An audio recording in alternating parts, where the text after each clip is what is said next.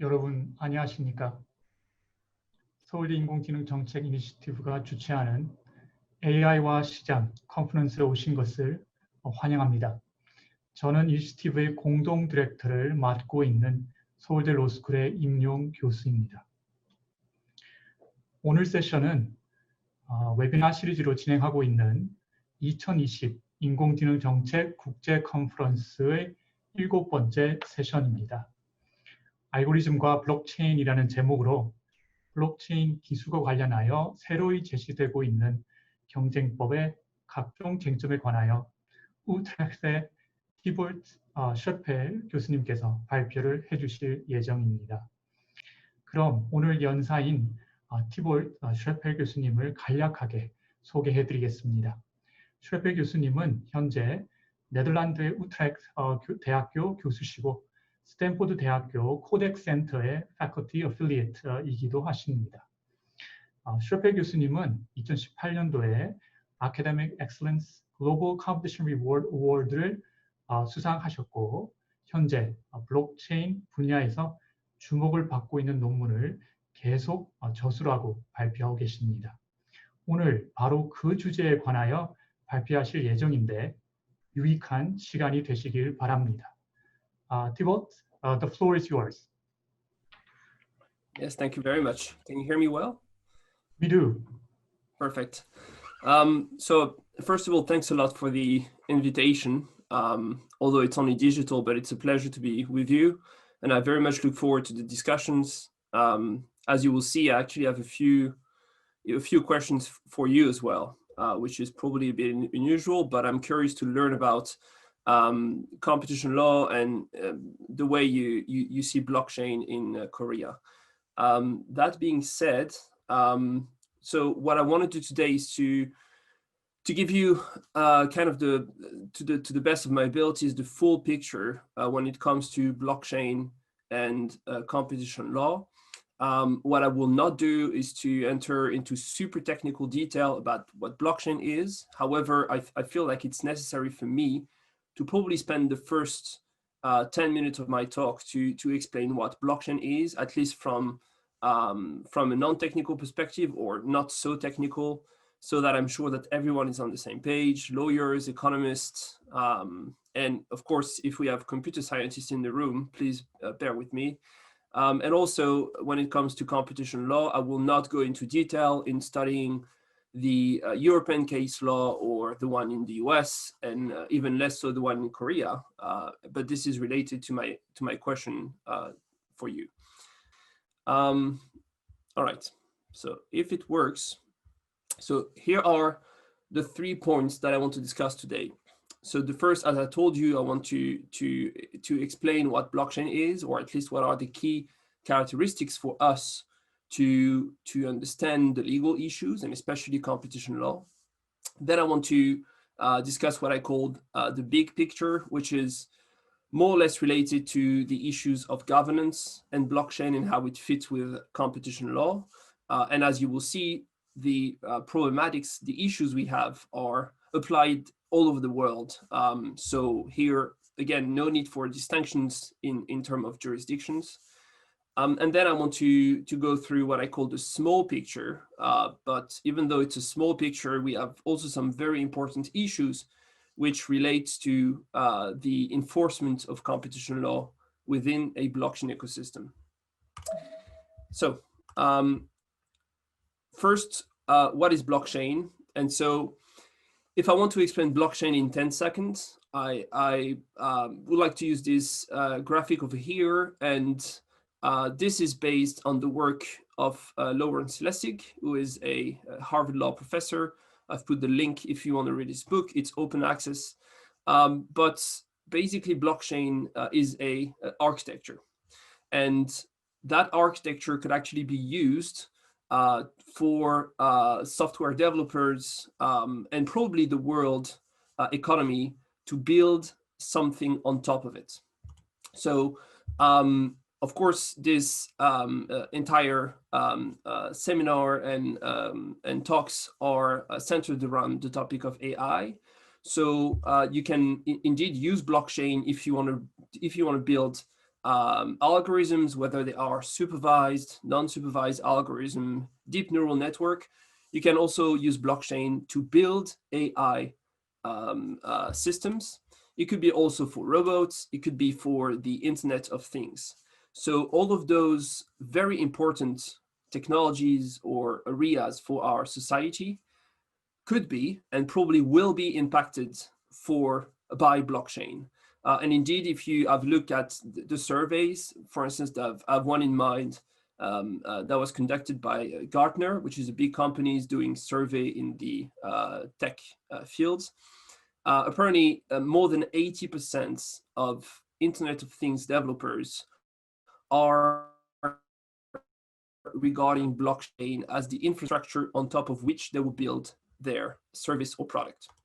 So this is the 10-second picture, but I will try to give you a little bit more of what is blockchain. So you may have heard about it, and there is no official definition of blockchain, but one definition I would like to use is a open and distributed ledger that can record, whether it is manually or automatically, all sorts of transactions.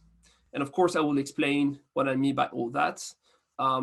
But something you can keep in mind, I guess, is that with blockchain, you could do two things. First, you could do what I called document the past, and I will explain what I mean by that. But you can also organize the future, and especially if you are using smart contract. And again, I will come back to that. So I want to make a sub-distinction here between two different layers of blockchain and the different types of blockchain. So when someone talks about blockchain without telling you which layer the person is talking about, it's probably that the person is talking about the first layer. The first layer of a blockchain is the definition that I gave you, which is the database, which is open, distributed, decentralized. I will come back to all of those concepts. If you want to visualize something, you could keep in mind an Excel sheet that you will be sharing with a few of your colleagues or friends or family. And every time there is a new information put in that Excel sheet, all of the other users will actually see that information. But of course, there are some more important characteristics when it comes to blockchain, and I will come back to that. But so that's layer one, the database, the Excel sheet that I just told you about, is the blockchain in the sense of computer science.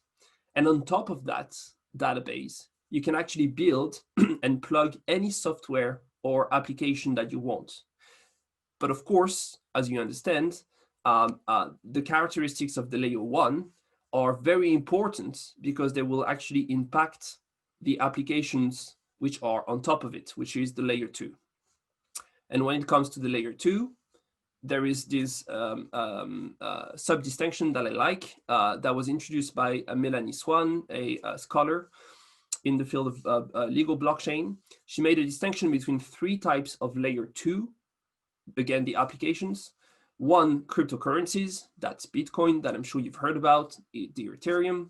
Two, smart contracts. And three, any other types of applications. So basically everything that we have in the so-called shared economy, Uber, Airbnb, and so on, could actually be designed in a decentralized way. But first, I wanted to show you a smart contract, and indeed it is crucial when it comes to competition law. So what I've done is that I've prepared a short video of, I think, less than a minute. And in that video, you can actually see what is a smart contract. But before, I should tell you that a smart contract is a transaction that is put on the blockchain, and that transaction will be triggered if and when specific conditions are met, right? So I could say, if it's raining tomorrow, then automatically you will receive 1 Bitcoin from my wallet to your wallet, right? Or if you pay the rent, then the door of your apartment will be unlocked. Or if you do this and that, you will receive payment. So here, hopefully the streaming will work. So that's how a smart contract may look like. So what you do first, and I want to show you how easy that is. You enter the name of the parties, the name of the legislation you want to apply. Then you describe what is the obligation. So here, you should render developer services. And then simply you enter in the email address of the two parties in your smart contract. And automatically they will receive that smart contract on their email address, right? Here, the big numbers I will explain because this is important. That's the public key. That's what's necessary to identify people on blockchain. And you enter the price. And once you've done all that, you sign the smart contract digitally. And then automatically the person whose email address you entered will receive that smart contract. And if the person signed the smart contract, then automatically the contract, the deal will be closed, right? And then of course, the idea is that every time the obligations of the contract are met, the person will receive a payment. So what you do is that you automatize smart contract. Of course, there are very important issues which are related to how to make sure that the person indeed executed the obligation in the real world, and how do you register that into a smart contract. If you want to discuss that in the Q&A, I'm more than happy to, but for now I will skip that issue. So those are the layers, and those are the type of blockchain. Basically, you have public blockchain and private blockchain. I will come back to that distinction. You can also make a distinction within permissionless blockchain and permission blockchain. What I propose is that I come back to that when I discuss abuses of dominant position. So now the toolbox. So I think there are 4 key characteristics that are very important when it comes to blockchain, especially for us lawyers and economists to understand how it works and what you can do with it. The first is pseudonymity. The idea of pseudonymity is that every time you use a blockchain, it's not your real life identity which is shown, but it's your public key, which is a bunch of letters and numbers. If, for instance, for the Bitcoin blockchain is 36 letters and numbers that follows one another, and that's your public key. That's your identity on the blockchain.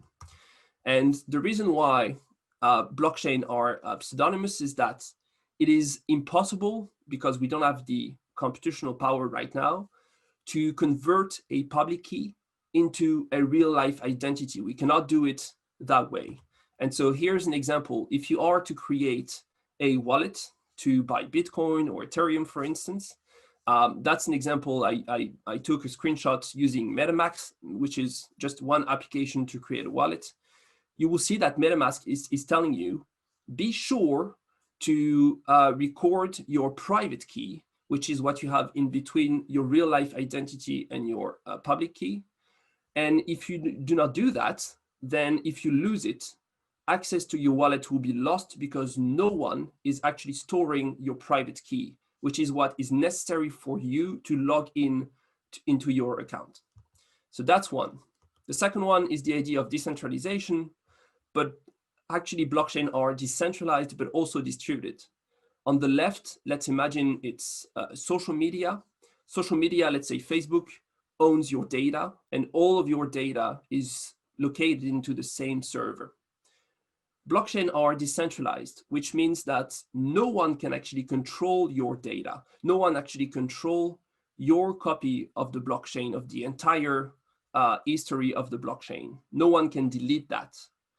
And blockchain are also distributed, and that by that I refer to the location of data. And here it means that everyone can access all the data on the blockchain. So if I take Bitcoin as an example, there are millions and millions of transactions, and actually everyone can actually access all the transactions that has been done in the past. Second key characteristics, the third, it's the idea of immutability. So here, all the little red dots that you see are a transaction. For instance, I am sending you 1 Bitcoin. What will happen in the system is that the system will wait, in the case, for instance, of Bitcoin, for 10 transactions to be recorded into the blockchain, will compress those 10 transactions into a block, and that block will be actually the information recorded into the blockchain permanently. And that block is assigned a hash. The hash is the identity of the block.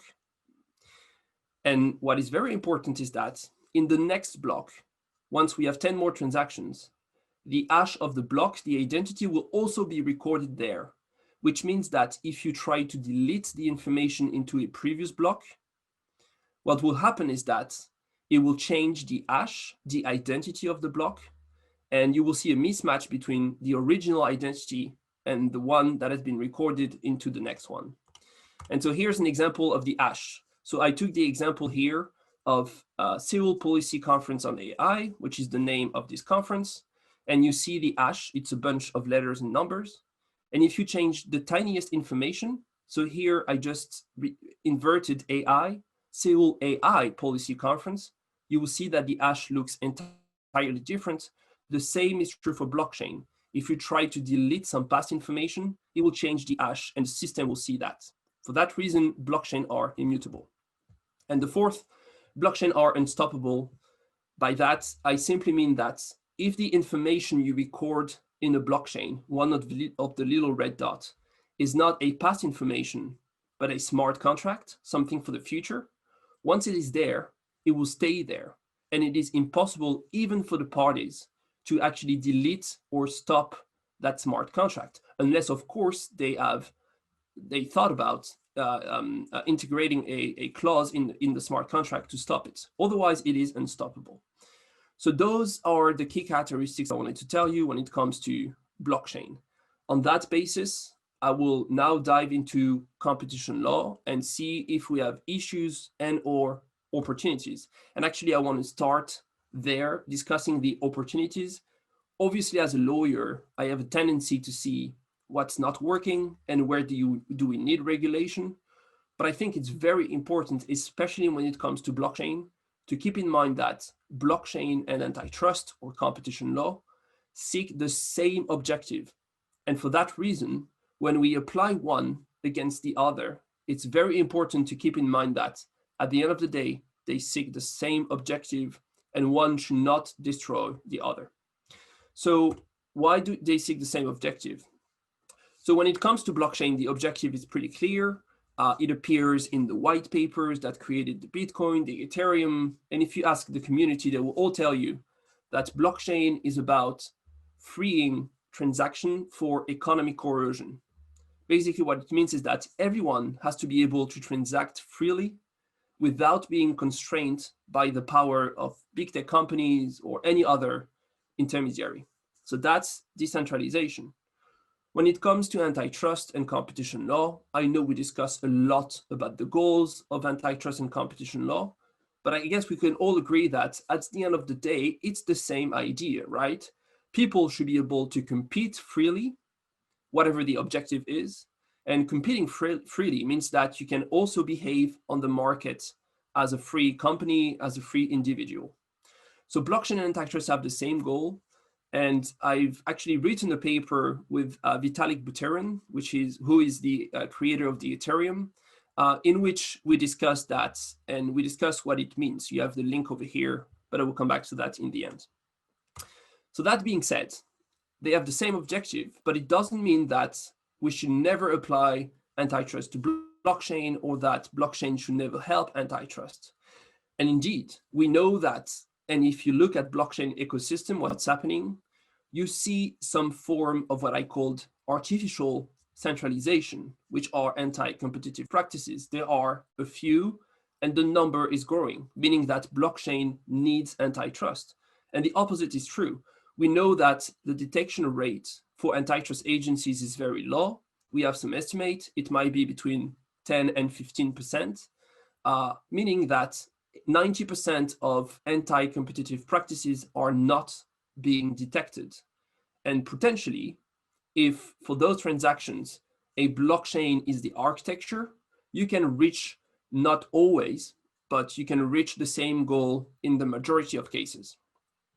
So we need one to the other. And now we'll discuss how can we apply antitrust to blockchain.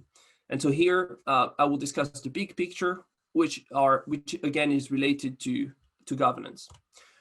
So a bit of economic theory, but you may be familiar with that, so we'll go quick on that.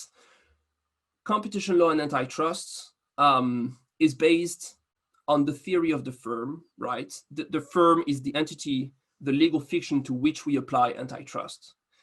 And more specifically, it's based on the theory of the firm such as it has been developed by Ronald Coase in his paper from 1937, The Nature of the Firm. In that paper, Ronald Coase asked a very simple question. If markets are so efficient, why do we have firms? And his answer is also super simple. The reason why it is elegant. He answers that, well, actually the firm might be a way to reduce the cost of doing business. And that refers to the concept of transaction costs, right? All the costs that you need to engage every time you're going to transact with a business partner. And why is the firm reducing the cost? Ronald Coase is telling us that the main reason is because the firm exercises a top-down control, command and control, right? The order goes from the top of the firm and trickles down to the bottom of the firm. And indeed, if you don't have to negotiate, you do not have to find your employee, you do not have to draft a contract every time the manager asked the employee to do something. All of that is saving costs. And so that's the idea of Ronald Coase, and that's the idea on top of which we have built our legal system when it comes to competition law, at least in US and in Europe, right? And indeed, as you may know, we do not really care about the legal identity in competition law. What really matters is control. So that idea of top-down control.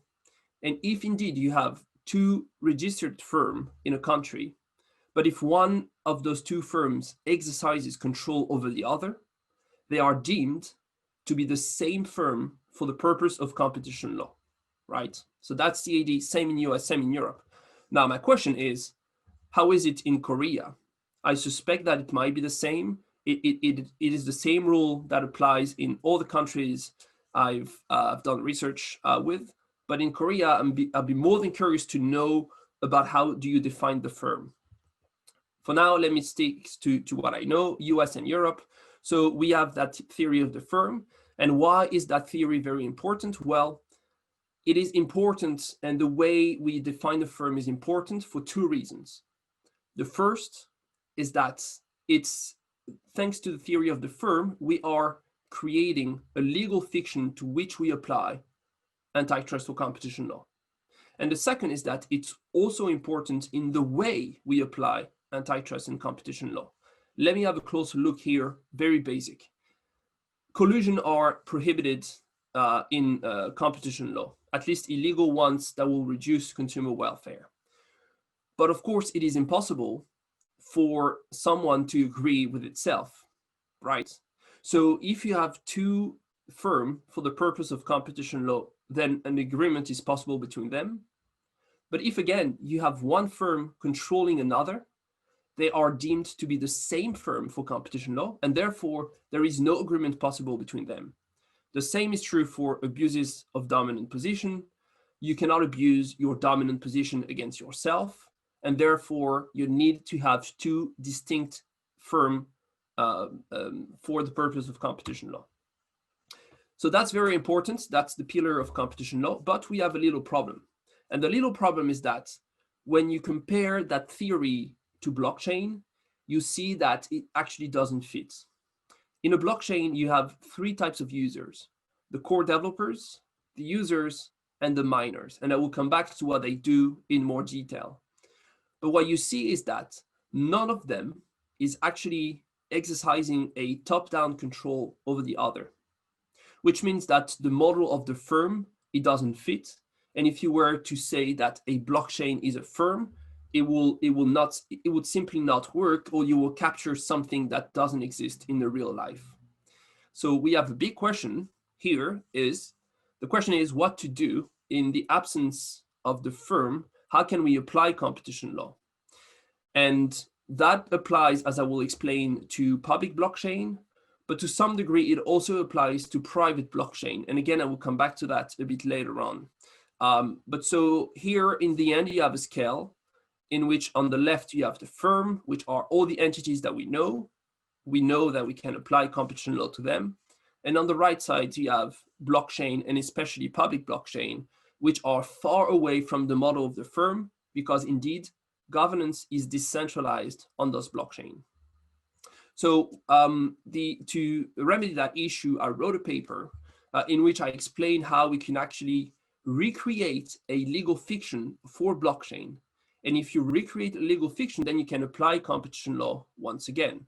So here's the link to the paper over here. And so my basic idea has been to first to have a closer look at what's happening within a blockchain. And again, you have three participants in a blockchain: core developers, users, and miners. The core developers are designing the blockchain and implementing all the rules. So of course there they have control and power. But once they put the blockchain online, on the internet, then they lose that power. If they want to change the rule, they have to ask for the users and miners' opinion, and they have to obtain the majority of their vote. The users are potentially you and me, right? I buy a Bitcoin, I send you a Bitcoin, I buy an Ether, I send you an Ether. And so we have a big power. Our power is to be able to choose whether or not we want to use that blockchain or another, but we do not have power regarding the design of the blockchain. And for the miners are the participants in charge of validating transactions. And again, remember that I told you that blockchain are immutable, right? You cannot delete information once it is put on the blockchain. And so it means that we need to have mechanisms to make sure that we want that information in the first place. And that mechanism is called the consensus, the protocol. And the miners are the one in charge of making sure that all transactions go through the rules of the protocol. So of course they have a big power, the one to validate transactions or invalidate transactions, but they do not have the power to be the users. Of course they can, but not necessarily. And they are certainly not the core developers.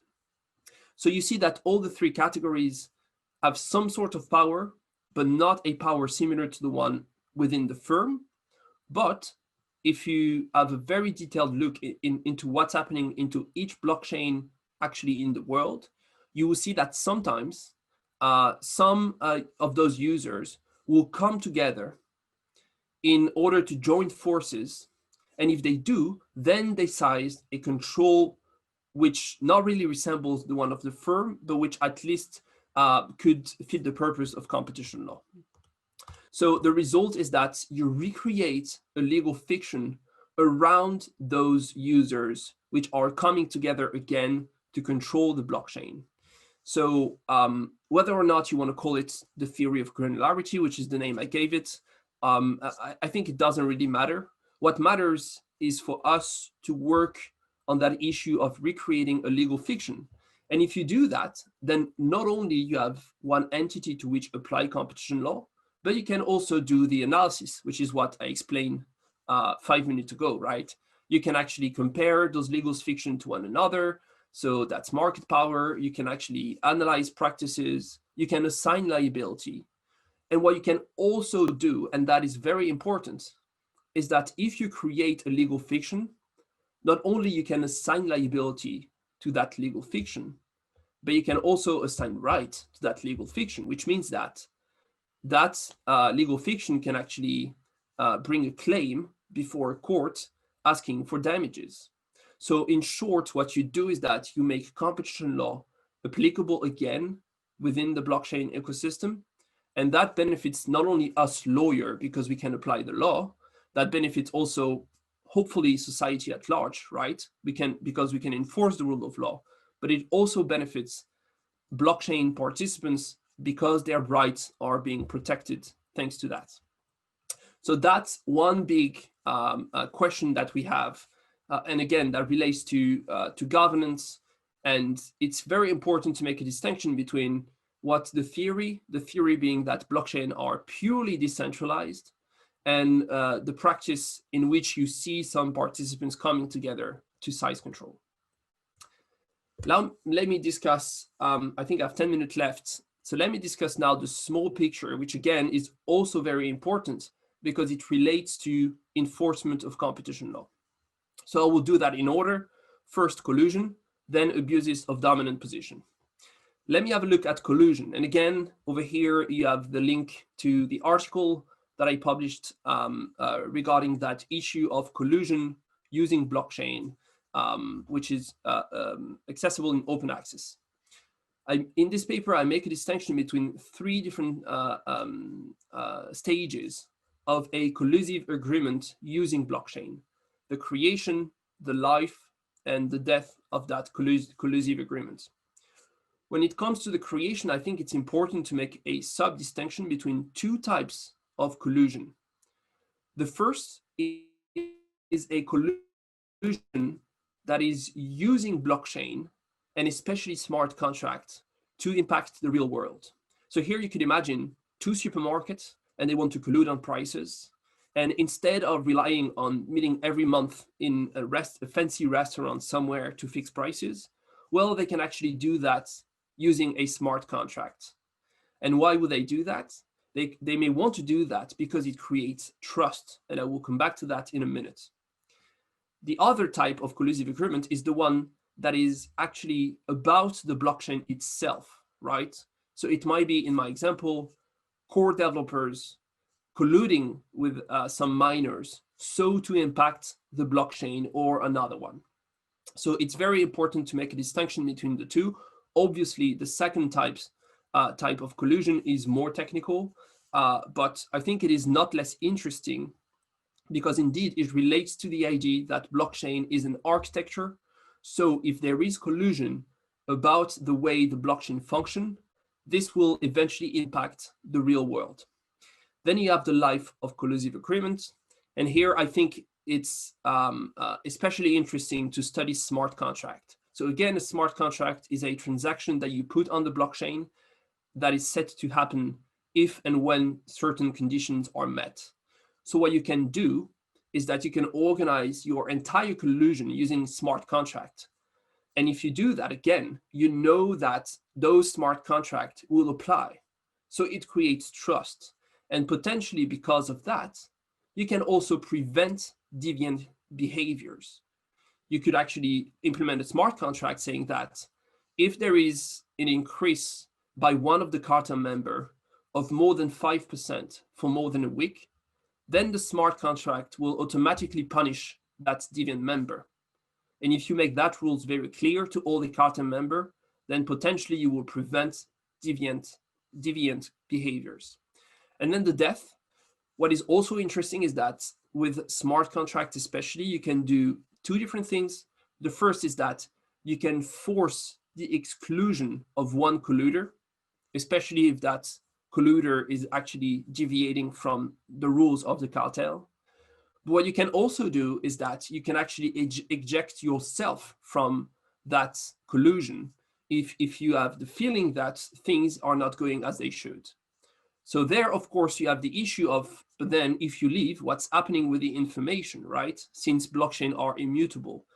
There are some ways for you, if you design the entire agreement from the very start with a smart contract, saying that information could be deleted, then it is possible. I don't want to be too technical here, but I think in the end, it will comes down to what's the feeling of colluders. If they feel that information cannot be deleted, potentially they will not be using smart contract to collude.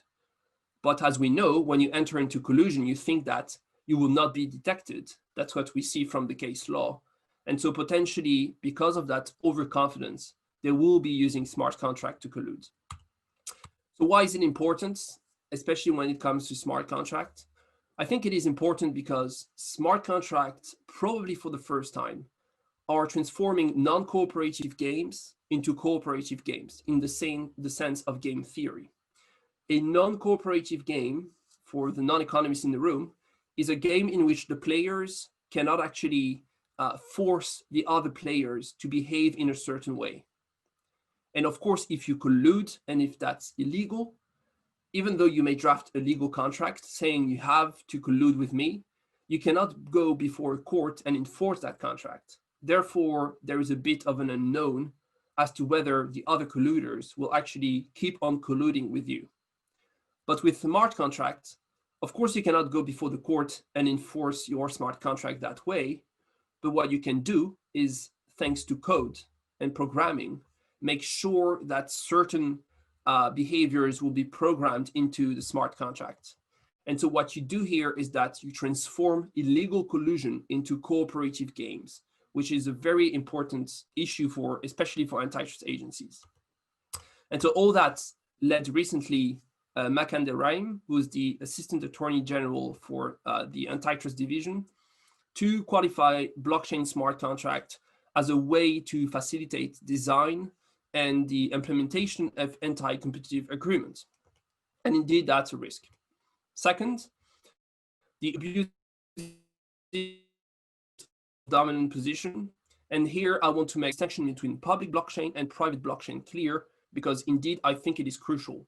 For a public blockchain, no one is in charge of it. It's what I've been describing so far. No one controls the information. No one stores the entire copy of the information by himself or herself.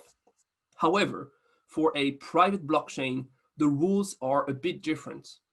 Indeed, for a private blockchain, there is a gatekeeper, the blockchain creator, generally speaking, and that gatekeeper will give you access or not to the blockchain. What the gatekeeper can also do is change the rules of the blockchain by himself or herself. And so when it comes to abuses of dominance, and again, you have a link to a paper here for more detail, that makes a big difference. Because indeed, for a public blockchain, there is no pilot. Everybody is the pilot. And therefore, you could see how more complex it will be to lead the blockchain into an anti-competitive direction.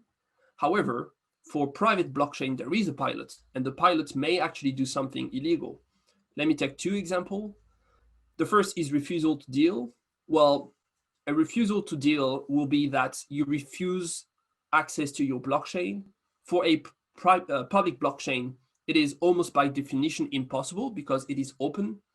For a private blockchain, however, it is almost the definition of a private blockchain, right? To be able to screen who's going to access your blockchain or not. Then, of course, you need to apply the law, the rules of competition law to analyze whether or not this is legal. But here you see a clear distinction between public and private blockchains. Same for tying. Tying could be that you need, for instance, to show that you own Bitcoin to be able to access another blockchain. Well, for public blockchain, not possible. For private blockchain, you may impose that rule. And I think the same distinction applies to all of the different categories of anti-competitive practices. When it comes to abuses of dominant position, for public blockchain, they are unlikely. For private blockchain, they are more than likely. And finally, I want to conclude on discussing the issues of enforcement. So that relates to, of course, competition law, but also to other fields of the law, which could be IP, data protection, and so on. I think we have two main challenges in the end when it comes to blockchain and antitrust. The first is the one of expertise. And indeed, it has been called, understanding blockchain has been called by Makande Raim being vital. Not vital because it is actually great to be able to understand what's happening within the blockchain for the sake of it, but because, again, blockchain could be the architecture of the new economy, or at least part of it, and therefore could impact the real world. And we have an issue of enforcement, and that's the issue I want to discuss in the 2 minutes that I have left. So for enforcement, we have the technicalities of blockchains, and they create some legal issue. First, how do you identify the real-life identity if someone is using blockchain for anti-competitive purposes, for instance? If you manage to do that, how do you erase information? How do you stop smart contract, right? And this potentially may be new as well. It might be that we may be able to identify the person, to identify that a smart contract is illegal, and yet no one can actually stop the smart contract from operating. So those are creating issues, and I think those issues appear especially if we keep on creating a confrontation between the law and blockchain. However, there is probably another way around it, but it will ask lawyers, such as myself, to probably rethink a bit of what we have learned and practiced for so many years. You may have heard about the maxim code is law, which again has been introduced by Lawrence Lessig. The idea is that the way the digital environment is designed will actually impact behaviors. So that's a very basic idea. That's a passive idea, right? You just have a look at digital design, the code, the programming, and you say, oh, now I understand the practice. I think we could actually reverse that into something that could be called law is code. And here the idea is that since the design of platform and softwares and blockchain will infer certain behaviors, well, potentially we could integrate the law into the design. Behaviors are more compliant with the law. But of course, why would the blockchain community agree on putting the law into their design? Well, some would because they believe in the rule of law, but blockchain was designed for the purpose of escaping the rule of law. It was designed after the financial crisis of 2008 for the purpose of escaping that world. So most of the blockchain communities, I think, will not agree to put law into code, but they probably would if we create the incentive for them to do so. It could be legal incentives, it could be economic incentive. And so here you have a cooperation between the law and the code, between antitrust regulators and blockchain communities, which potentially could lead to apply competition law once again. So this is all I wanted to tell you. Of course, again, look forward to the discussion. If you want to access all the papers on which I've based this talk today, everything is open access, and you may access all that on that website that I've created, blockchainantitrust.com. And of course, if we don't have time for me to answer all the questions, you can always send me an email or reach me on Twitter. I'm more than happy to engage in those topics. So once again, thank you, and I look forward to the discussion in a minute. Thank you, Thibault. That was a fascinating presentation. A quick answer to your question on Korean competition law. Yes, it is similar, basically the same with US and EU. The boundaries of the firm are defined by control. Of course, we have slightly different nuances, but generally the idea is the same. Okay, so we already have questions coming up. And so the first question talks about the final point that you raised about regulation. So let's say, as you pointed out, that a smart contract assists the execution of collusion by, for example, creating a payment mechanism in case of cheating. Now, if the investigators have access to that smart contract and are able to access it and view the terms and conditions, then should we be confident that the regulators would be able to prosecute these types of agreements? Yeah, so that's an excellent question, and I wasn't sure if I wanted to include that in my talk today, and then I thought I won't have the time to discuss, so hopefully it will come up in the Q&A. So thanks a lot for the question. I think it's very indeed. So first of all, what I should say is that depending on blockchain, but for most blockchain that is true, if a transaction is triggered by a smart contract, that information will appear in the ledger, which is accessible to everyone. So you would just see what's triggered by a smart contract. But it doesn't mean that you have access to the smart contract itself, right? You can just see that a smart contract was there, but the rules, the conditions are not accessible. That being said, what you can do as the antitrust agency, for instance, but of course it could be all governmental agencies, is that you could, if you suspect an illegal behavior, what you can do is a downgrade. You can go to the premises of, I don't know, some companies, let's say 2 companies using a smart contract, size their computer, ask them for their private key so they can actually access their blockchain wallet and see if there is a smart contract, and that way prosecute those companies. But of course, it means that first you need it means that antitrust agencies and competition agencies needs to be proactive, right? They need to have the means to detect what's happening in the real world. That I think they can do.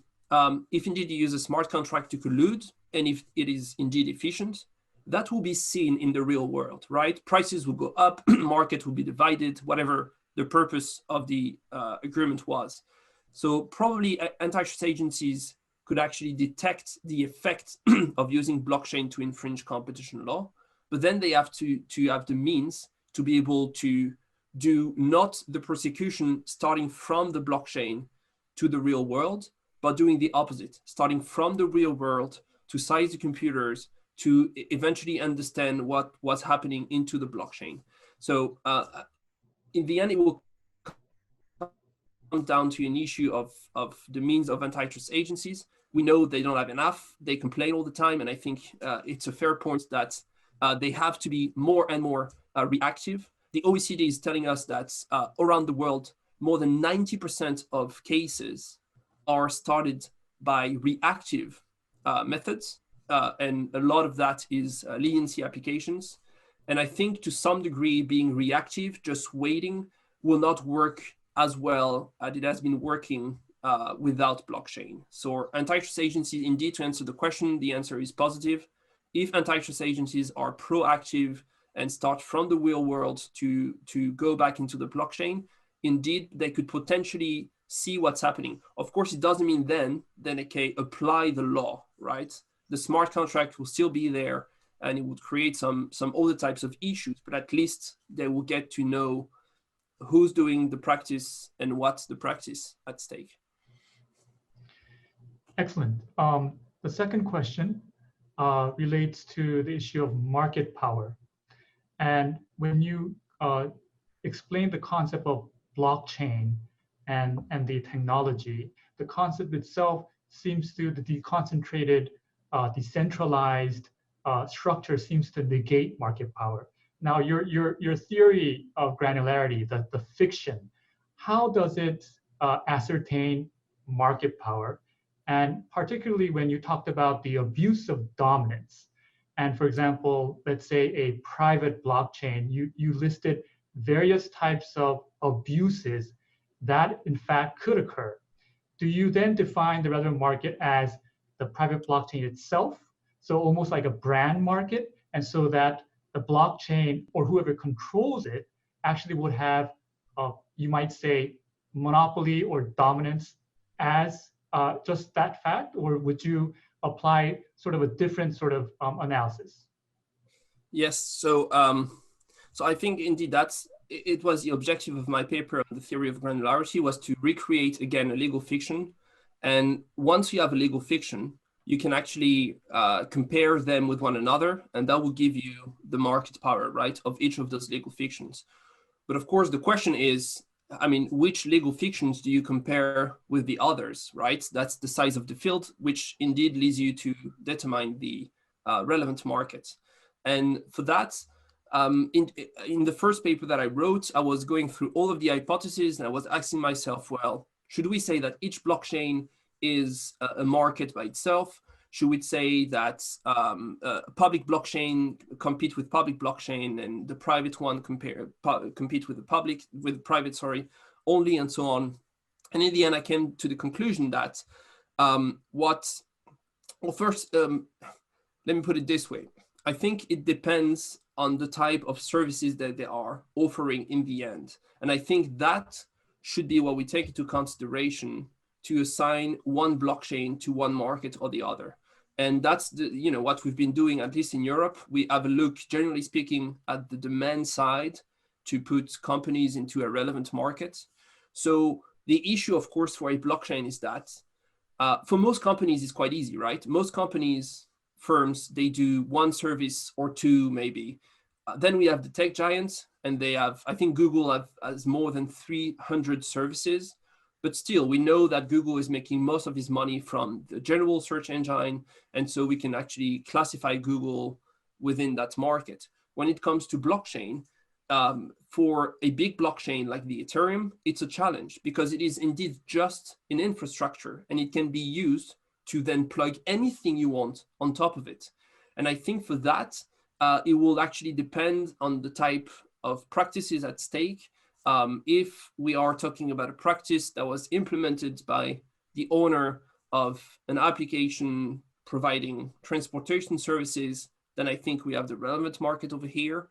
And if we want to classify the Ethereum, the entire blockchain layer 1 into one relevant market, I think here we will see a challenge.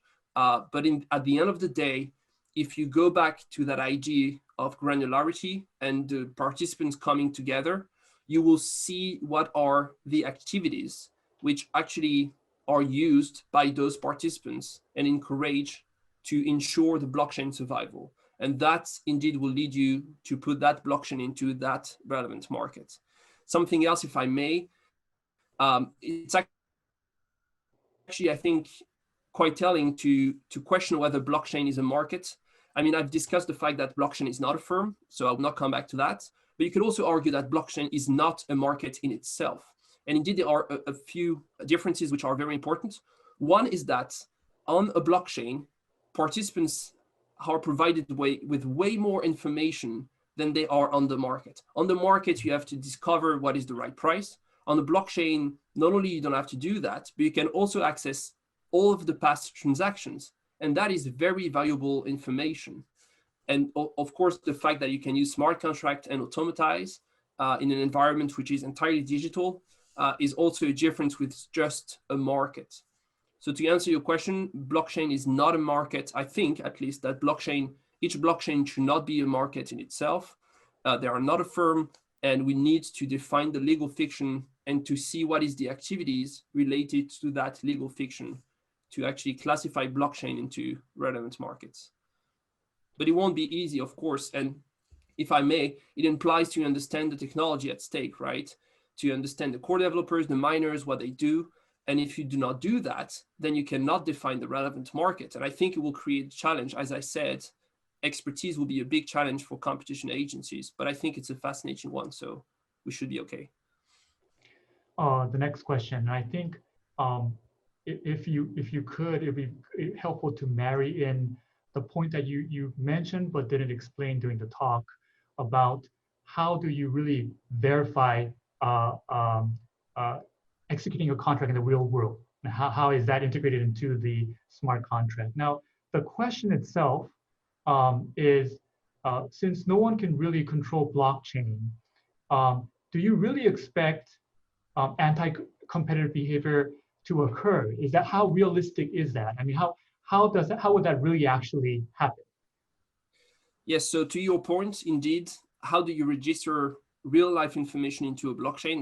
That's a major, a massive issue for blockchain participants. That is probably the #1 issue on which blockchain developers are working on. I think here we have to make a distinction between two situations. The first is a situation in which the smart contract will be actually triggered thanks to information which are already in the blockchain, right? So for instance, if a smart contract is that every time the price of Bitcoin is above that certain amount, I need to buy one more Bitcoin. Well, that is entirely within the actual blockchain. And so here you do not have the issue of recording real life information, because what you need for the smart contract is blockchain information, in a sense, to trigger the smart contract. However, in my example that I gave you, if it's raining tomorrow, I will give you one Bitcoin. Well, of course, tomorrow, if I'm the one recording the weather, I would say that it is sunny, right? And therefore, you will not receive the Bitcoin from me. And so the question is, how do you trust? And indeed, if blockchain is about trust because no one is in charge, well, there you reinsert the trust issue, because you need to trust the person in charge of putting that information to trigger my smart contract. And so here, there is no perfect solutions. What exists is that, so it's the technology behind it to take real world information and to put it into a smart contract is called an oracle. And that you could actually design. There are a bunch available you can use. So it started a few years ago where only one oracle was actually going, let's go to weather.com and the parties can agree. Our oracle will go to weather.com tomorrow and take the weather from there. So, but of course, then you have to trust weather.com. And if I'm the owner of weather.com, I could actually cheat there. So now what's happening is that there are some banks of oracles working together. And what we will do is that we would say, let's have 200 oracles going to 200 different websites. And let's say that the average answer of those 200 oracle will be the right answer. And there you see that suddenly, again, you decentralized so you can bring back trust. So this is what the blockchain community is at right now. But of course, it isn't perfect. So I expect that we will see some more in the future. And again, this will be crucial when it comes to collusion, for instance. And there I will try to answer your second question. If I say, let's use a smart contract, and by way of an algorithm, every time you sell a product into your supermarket, I want the price of that product to be recorded into the blockchain. That you could do, but of course you have to trust the person to record the right price. So you always come back to that issue of trust. Then you could apply probably different oracles and go around that issue. But to the question, would they use smart contract and blockchain for anti-competitive behaviors? Well, first of all, there are a few articles that have been published in the press, the specialized press, in which you could actually argue it is actually the case that already some companies are using it. But for the big scale, I think it always comes down to that issue of basically to a psychological issue. If indeed you are overconfident when you create your illegal cartel that everything will go according to the plan, then the idea that potentially the information is immutable, I think doesn't matter. All you will see is that it is great that it is immutable, because it means that there is no cheating between us, right? If, however, companies are not confident at all, and when they start a collusion, they think one day it will end, and in that day, you have to be in the best position, then potentially you could argue that they will not use blockchain and smart contracts because they will fear the technology, which again, technically could be actually circumvented, and there are ways for them to delete the information. But I think if they fear that will actually be the reason why they will not use blockchain and smart contracts. So we'll see. Yeah.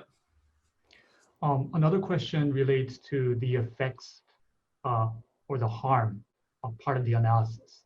So let's for example, think about one example of collusion that you talked about, collusion of the type that would actually go to the functionality of the chain itself.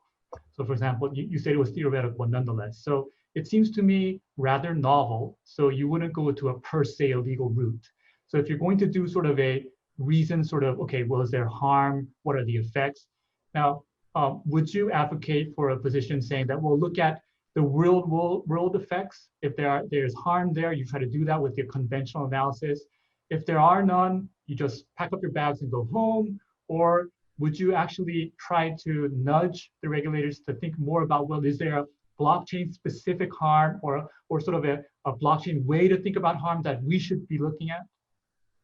Yes, so for that, I mean, generally speaking, I think probably for competition agencies, what will make sense as of today is to have a look at how blockchain could be used to impact the real world. So this is the other possibility, because there, the damage is very clear, and it's actually a good way for regulators to understand the technology and little by little to understand what's happening within it.